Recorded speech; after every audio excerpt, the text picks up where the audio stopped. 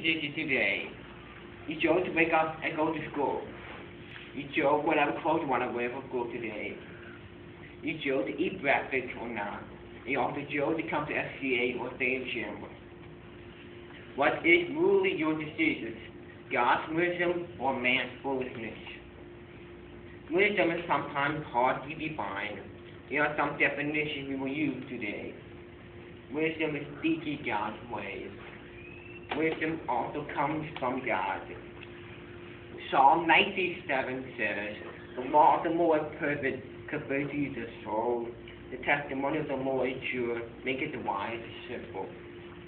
Also, James 1:5 said, "If any of you lack wisdom, let him ask of God, that giveth to all men liberally, and upbraideth not, and it shall be given him."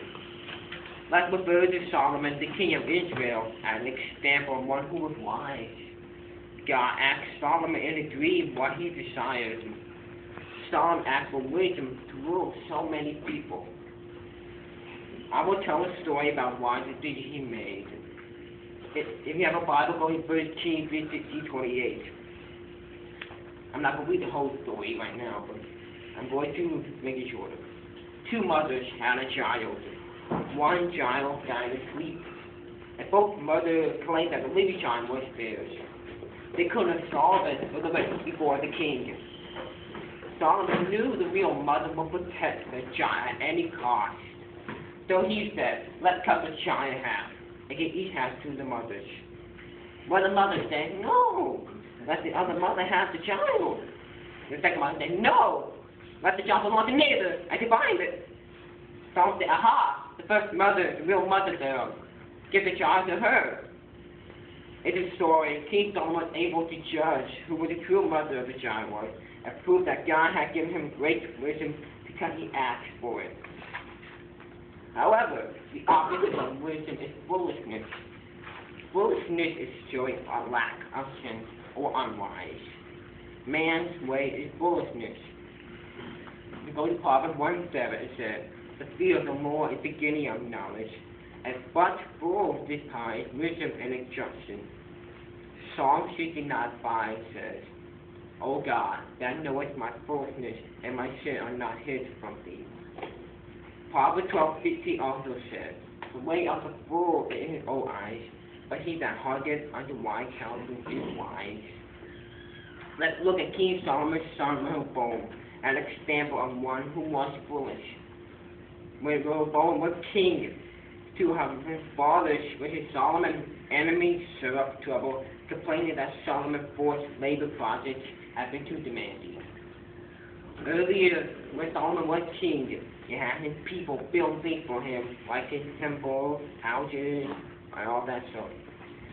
Solomon advisor said that he was licensed to burn and be kind to the people. Rehoboam's friends said to answer the people harshly and make their work harder. Who did Rehoboam follow?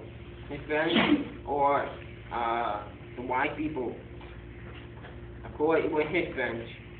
And later, this led to civil war because the people rebelled against him. How many of you watch Star Wars? How many of you know Obi-Wan Kenobi? Okay. He asked the question, who's the more foolish, the fool or the fool who follows him? What's the answer? What do you think? The fool who follows him, I think the answer. Who should you follow? Proverbs 3:7 says, "Be not wise in your own eyes, fear the Lord and depart from evil." Jeremiah 17:9 says, "The heart is deceitful above all things, and desperately wicked. Who can know it?" The truth is that we can't trust our own selves to be wise, or even to always know the right from wrong. The only thing we can be sure about are to be written in God's word.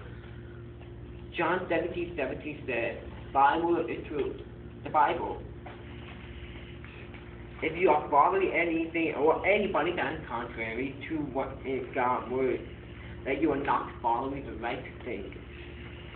Solomon knew God's word, and although he wasn't perfect, he asked God for wisdom and followed God's way. Rehoboam turned from God's way and turned to his friend for advice instead of God's words.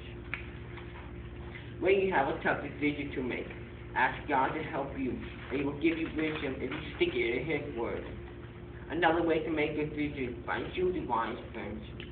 Proverbs 13:20 says, "He that walketh with wise men shall be wise, but a companion of fools shall be destroyed." Thank you.